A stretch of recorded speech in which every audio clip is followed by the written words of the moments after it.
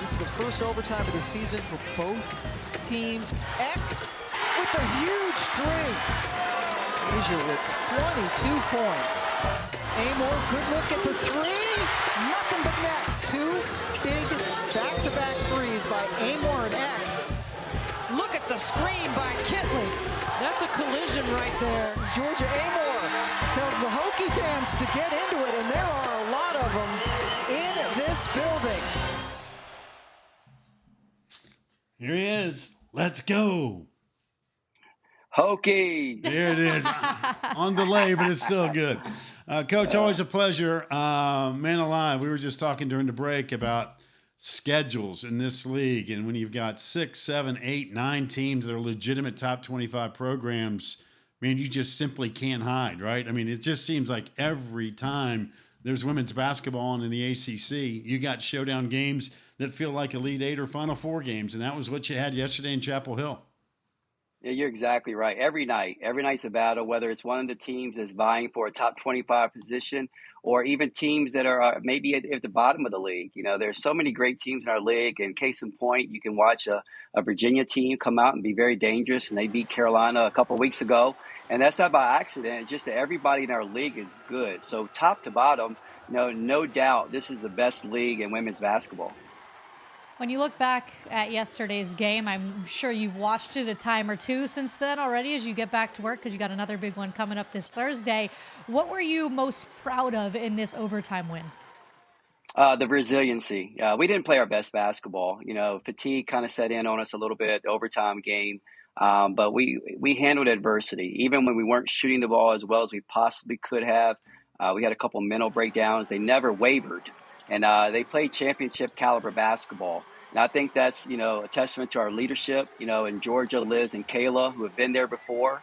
And everyone's starting to follow suit. And everyone's really finding their niche into our system and how they can be very valuable to us. So that was on display yesterday. And when you can win games like that and you feel like you don't play your best basketball, I think that you have something that could be very special.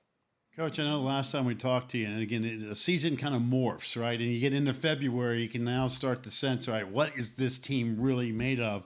But the last time we had you on, we talked about finding that third wheel. We know about your 1-2 duo, and that was showed itself again yesterday in terms of inside-outside. But if you can find a consistent third scorer, man, all of a sudden trying to defend this team is really, really difficult. Do you get a sense from a confidence standpoint that this team is starting to find that niche heading into February and, of course, eventually March and April? I do. And not just the third score that we've been searching for consistently, but we've had so many other players step up in very important roles, very valuable roles that's allowing us to be a very balanced basketball team. Matilda Eck is starting to really find her way with our group, shooting the ball exceptionally well. Kayla King, some people might think that her numbers are down, but, she's forced to guard the best player on the opponent team every night, every possession. And so she's very valuable there. Then you get Olivia Samil, who is really finding her way. And then our freshmen are starting to contribute in very big games, not just the games in non-conference. So I love where we are. Our balance is good. We've always been known as an offensive team. But I think people really underestimate our defense. We get some analysts who say that, our defense is terrible. But you look at our team and we're top 5. We're top 5 in points allowed. I think we're top 2 in field goal percentage defense. We rebound the ball at a very high clip on the defensive end. And we might not play defense the conventional way that people want to conceive defense, but we play it at a very high level, and we put you in situations where we make it difficult for you. And case in point, yesterday, Deja Kelly is a fantastic player.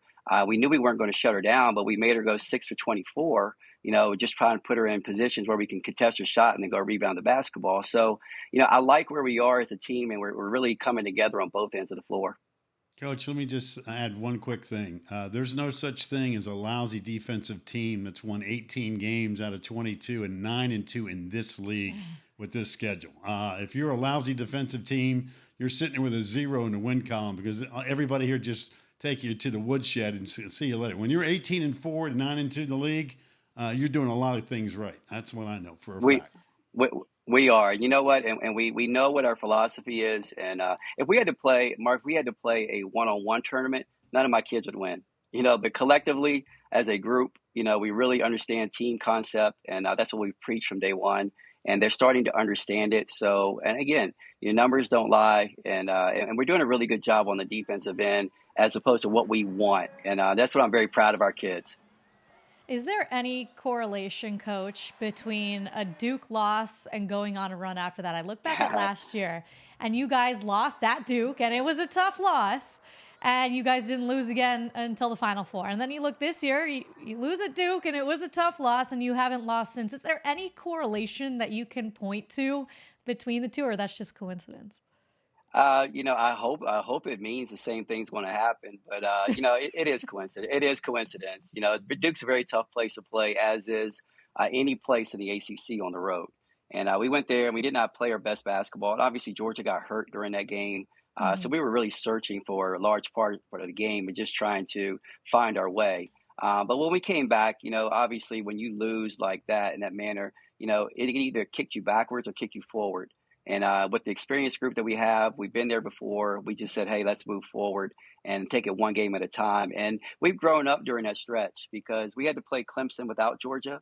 And that was a tall task for us because we had younger players who really had to step up and be a better version of themselves. I think that game gave us a lot of confidence, as we went forward. Liz Kitley had a different look in her eye. She was kind of willing us to win. She wasn't going to let us lose. So a game like that really has, paid dividends for us as we continue to move on. Since you mentioned Georgia and then she got knocked in the head and then misses a game and comes back and just goes double, double, double, double, and it's like she never left the court at all. Your relationship is well documented. We talk about it all the time. She's an extension of you on the court and you basically read each other's minds. I know you're continually pushing her and we know she's taken a massive step this season. How are you continually pushing her throughout the season? What are things that you guys continue to work on?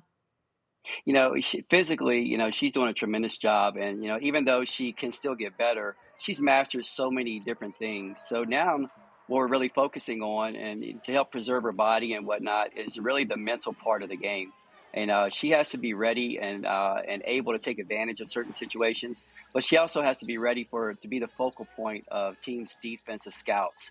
You know, People are trying to play her different ways. Sometimes this is a copycat league.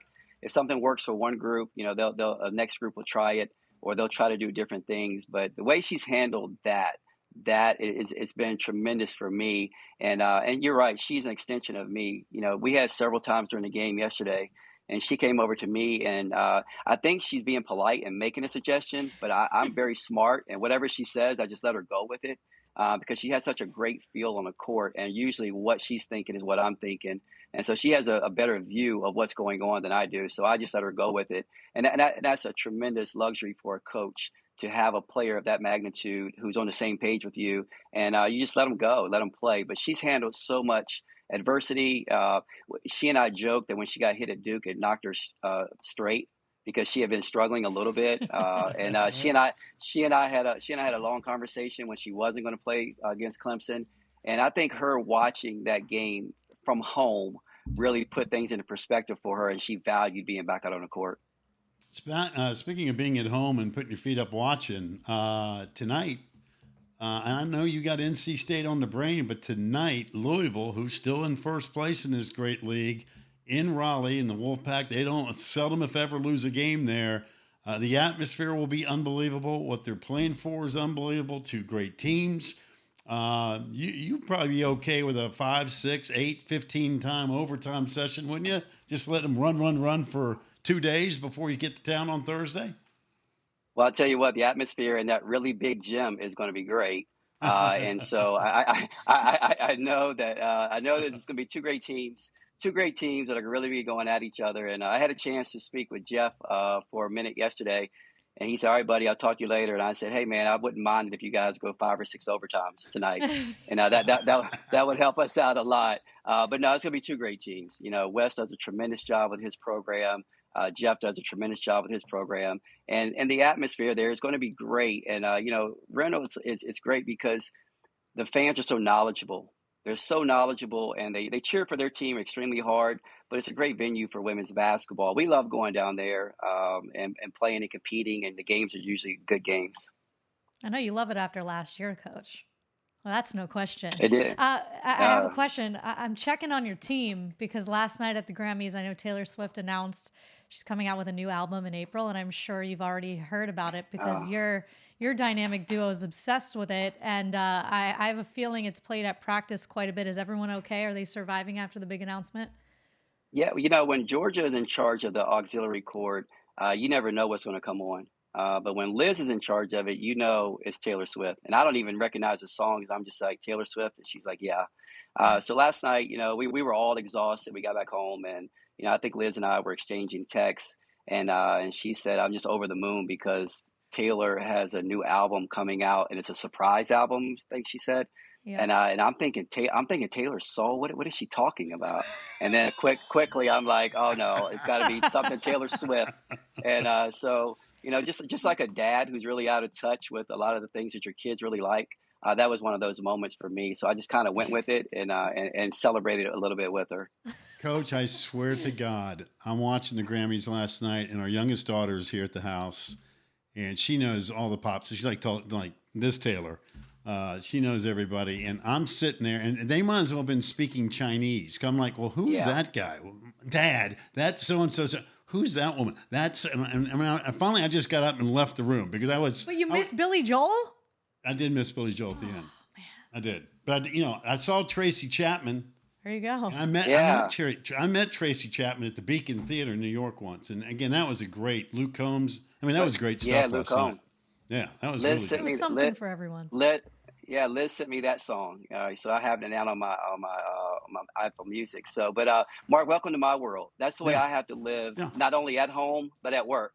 Yeah, and I get it. They're almost speaking Chinese, and I just kind of nod my head sometimes. But that's the life I live. Stay low, keep moving. You guys are cool, that's Dad. the one There thing you I go. know is you just nod. As long as everybody's happy, we're all good, right? That's the deal. There you go. As long as everybody's There happy, you go. we're good.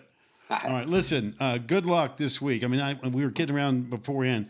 NC State, Louisville tonight.